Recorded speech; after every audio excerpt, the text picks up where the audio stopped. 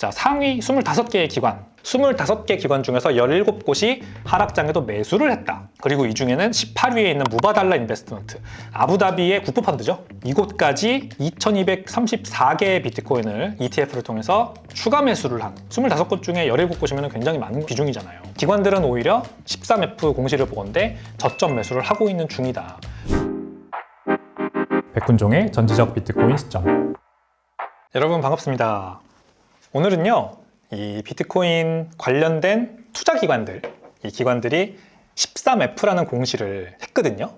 그래서 지난 4분기 비트코인 ETF에 1억 달러 이상 투자를 한 대형 기관들의 비트코인 ETF 보유 현황을 가지고 인사이트를 좀 전달드려 보려고 합니다. 지난 4분기는 벌써 비트코인 가격이 10월 초부터 시작해서 23% 이상 떨어졌던 하락장이었어요. 근데 이 하락장 가운데 기관들이 오히려 비트코인 개수를 늘렸다. 정확히는 비트코인 현물 ETF죠. ETF를 더 투자했다라는 게 이 13F 공시로 드러나서 여러분들께 아주 좋은 호재다 이렇게 말씀을 드릴 수 있을 것 같습니다. 그래서 보면 25년 4분기 비트코인 가격 23% 떨어지는 이 구간에 지금 제가 마우스로 가리키고 있는 현물 ETF가 쥐고 있는 비트코인 고래 물량은 3.5%밖에 떨어지지 않았어요. 53만 2천 비트코인에서 51만 3천 비트코인으로 한 1만여 개 정도의 비트코인이 이 시기에 감소를 했지만 사실상 그렇게 크게 많이 감소한 건 아닙니다. 비트코인 ETF가 홀딩하고 있는 전체 양 대비해서 퍼센티지는 단 3.5%에 불과했다. 근데 그 중에 가격이 고점 대비해서 23%나 넘게 빠졌는데도 불구하고 ETF는 사실상 그러면 거의 큰 변화 없이 버틴 거라고 볼 수가 있는 거죠. 그리고 전체 ETF 물량의 40%가 기관이라는 게 지금 밝혀졌습니다. 그러니까 전체 비트코인 ETF 홀딩 물량 127만여 개의 비트코인 중에서 40% 정도가 4분기에 기관 물량이었던 것으로 보입니다. 요거는 이제 대략적으로는 알 수가 있습니다. 얼마나 많은 손바뀜을 가지고 가느냐, 그리고 한 번씩 트랜잭션 할 때마다 얼마를 거래를 하느냐, 이런 것들을 따져봤을 때 개인은 그래도 아무래도 금액이 작겠죠. 그리고 기관은 해당 금액이 클 거고, 그래서 이런 식으로 어카운트를 나눠보면 대충 개인 대 기관의 퍼센티지를 이렇게 나눠볼 수가 있는데, 지금 꾸준하게 기관의 퍼센티지가 높아지고 있는 와중에 하락장 가운데서도 40%, 39% 거의 줄지 않았습니다. 그러니까 개인들과 기관들 모두 조금씩 하락장에 빠져나가긴 했지만 비중이 40%가 유지되고 있다는 거, 그게 바로 기관들은 비트코인에 대한 관점이 조금 다르다는 걸 알 수 있는 부분이죠. 장기적으로 보고 있다라는 얘기고, 하락장이 조기에 끝날 거냐? 아니면은 이제 조만간 비트코인의 대형 호재가 터질 거냐? 이런 우리 개인들이 모르는 어떤 자기만의 전망을 기관들이 가지고 있겠죠. 근데 결과로만 보면 아무튼 그게 이유가 뭐가 됐던 이들은 비중을 줄이지 않고 있다. 그리고 기관 수는 이렇게 줄었습니다. 지난 분기에는 2173개의 기관이 비트코인 ETF를 홀딩하고 있었는데 그게 1867개로 한 14% 정도가 빠져나가긴 했어요. 근데 이들은 개인들도 마찬가지겠지만 관광객들이었겠죠. 단기적으로 비트코인 가격 한 분기 정도 가격 상승폭 보고 들어온 그런 트레이딩 회사들 아니면 헤지펀드들, 소규모 기관들이 있었을 겁니다. 그럼 이런 기관들이 빠져나가는 거는 오히려 단단한 지지 기반을 우리가 다질 수 있는 좋은 현상이라고 보고, 말씀드렸듯이 동기간에 전체 물량이 그리고 기관들의 비중이 거의 줄지 않았기 때문에 사실상 오히려 더 호재라고 볼 수가 있는 겁니다. 이 기관들 수가 줄었지만 다른 수치는 결국 변화가 없기 때문이죠. 자, 근데 동기간 4분기 동안 새로 진입한 기관들이 누가 있나 한번 보겠습니다. 여기 1번부터 18번까지 쭉 4분기에 처음으로 비트코인 현물 ETF에 진입한 기관들입니다. 그 중에서 재밌는 게 이탈리아 시가총액 기준, 자산 기준으로 1위 은행, 인테사 상파울로, 여기가 비트코인 현물 ETF에 크게 들어왔어요. 그래서 3위 보유 기관이 됐고요. 2위에 러로레라고 하는 기관이 보이시나요? 여기가 홍콩 기업인데 아무래도 중국 스텔스 자본인 것 같다, 이런 지금 사람들의 의심이 있습니다. 왜냐하면 웹사이트도 없어요. 그리고 아무 정보 공시가 없어요.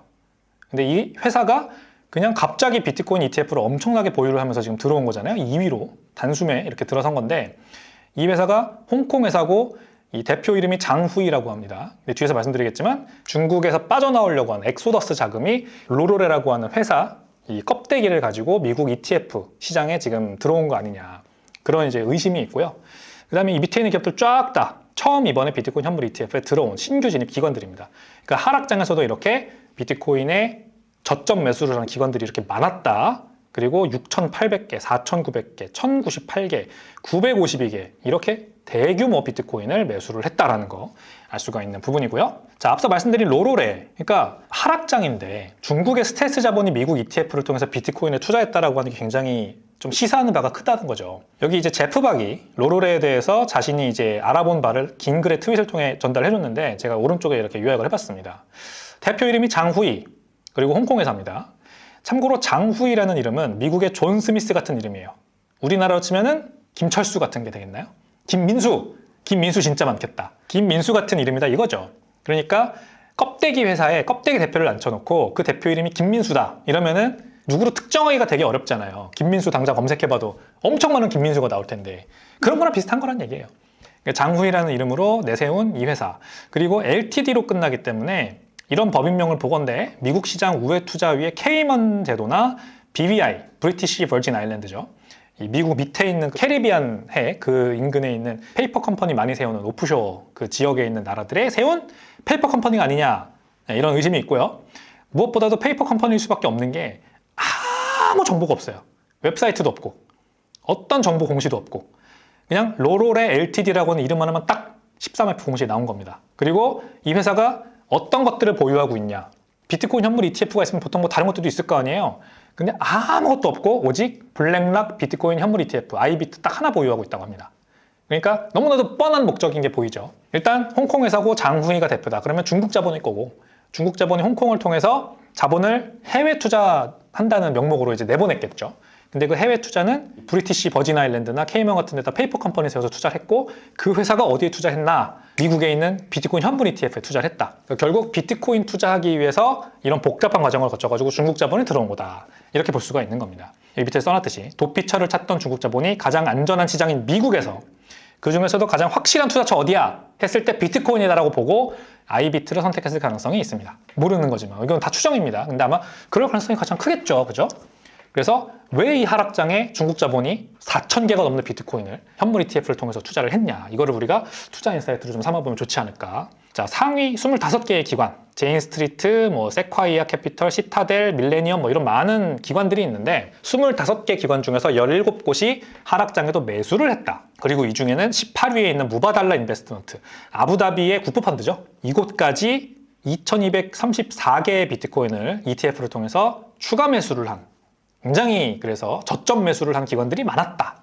25곳 중에 17곳이면 굉장히 많은 비중이잖아요. 그래서 우리가 개인들은 이런 4분기 그리고 이번 올해 1분기까지 포함해가지고 하락장이라고 계속 팔고 나가고 막 이러는데 기관들은 오히려 13F 공시를 보건대 저점 매수를 하고 있는 중이다. 우리 마이클 세일러 형님만 열심히 비트코인 저점 매수하고 있는 게 아닙니다. 사실상 이게 ETF를 통한 간접 투자긴 하지만 이런 기관들도 저점 매수를 하고 있다는 걸 알 수가 있는 거고, 제가 근데 이 25개의 기관들에 대해서 좀 더 정확히 여러분들께 말씀을 드려야 되는 게 뭐냐면 많은 기관들이 헤지펀드 아니면 마켓메이커들이에요.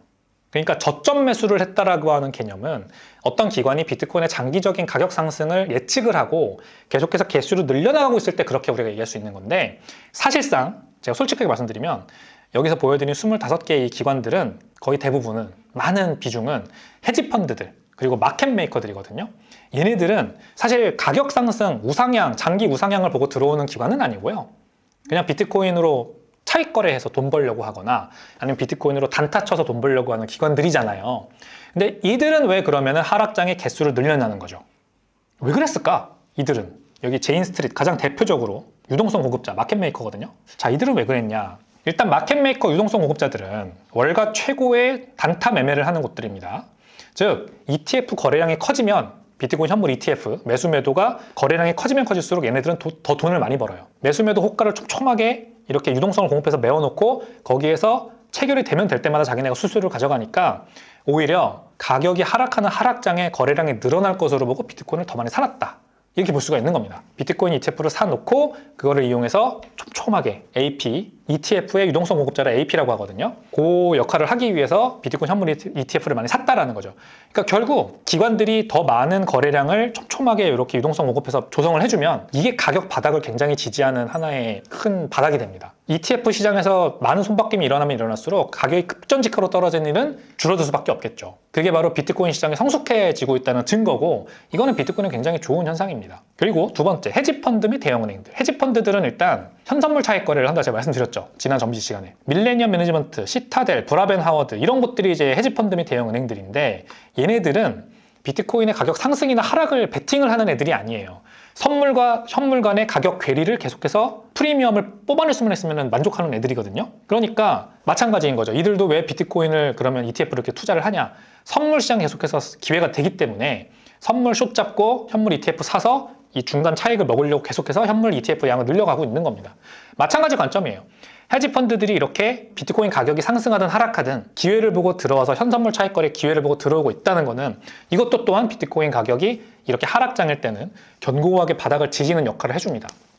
그래서 마켓메이커들과 마찬가지로 비트코인 시장이 성숙하고 있다는 증거인 거죠. 자, 이런 헤지펀드들이 결국 많아지면 비트코인의 현선물 차익 기회를 보고 들어오는 헤지펀드들이 많아지면 많아질수록 결국 비트코인의 장기적인 우상향을 보고 방향성을 보고 베팅하고 들어오는 이 대형 기관들도 앞으로 더 많아지기 마련입니다. 그래서 이 리스트에서 보면은 호라이즌 키네틱스 이런 것들이 이제 대표적으로 비트코인의 양을 계속해서 늘려나가면서 장기 투자를 하고 있는 기관이거든요. 근데 지난 분기에는 좀 팔았네. 160개 정도 팔았네요. 그래도 아직도 12,800개나 많이 가지고 있죠. 이런 기관들이 앞으로 늘어나는 겁니다. 개인보다 훨씬 더 많은 자본 역량을 가지고 비트코인에 장기 우상향 투자를 하는. 자, 이런 기관들이 늘어나면 늘어날수록 비트코인이 앞으로 더 시장이 커지게 되는 그런 이제 효과를 가져오는 거죠. 자, 그래서 오늘은 13F 4분기 공시를 보고 이 비트코인의 하락장, 저점 매수를 한 기관들의 정체에 대해서 좀 말씀을 드려봤고요. 이제 1분기도 계속해서 하락장이 이어졌잖아요. 그래서 1분기가 종료되고 한 4월 정도가 되면은 1분기 13F 공시가 또 나오겠죠. 그러면은 그 13F 공시를 보고 또 어떤 이 기관들의 움직임이 있었나를 보고 인사이트를 한번 전달드려 보도록 하겠습니다. 일단 하락장이 시작된 것이 명명백백했던 지난 4분기에는 기관들은 줄이지 않았다, 포지션을. 그리고 오히려 더 많은 저점 매수 기관들이 들어온 것으로 보인다. 그러므로 비트코인에 대한 어떤 호재 아니면은 뭐 하락장이 빨리 끝날 수도 있다라고 하는 그런 전망 또는 이번 하락장은 굉장히 얕게 조용하게 진행될 것으로 보고 계속해서 기회가 나오기 때문에 투자를 하고 있는 기관들이 많이 늘었다. 이런 인사이트를 한번 알아볼 수가 있는 그런 시간이 되겠습니다. 그러니까 하락장 너무 공포에 떨지 말고 우리도 전망을 좀 좋게 유지해 볼 필요가 있지 않나. 그렇게 말씀드려 봅니다. 네, 오늘도 내용 재밌으셨다면 구독과 좋아요, 알림 설정까지 해주시면 감사하겠습니다. 감사합니다.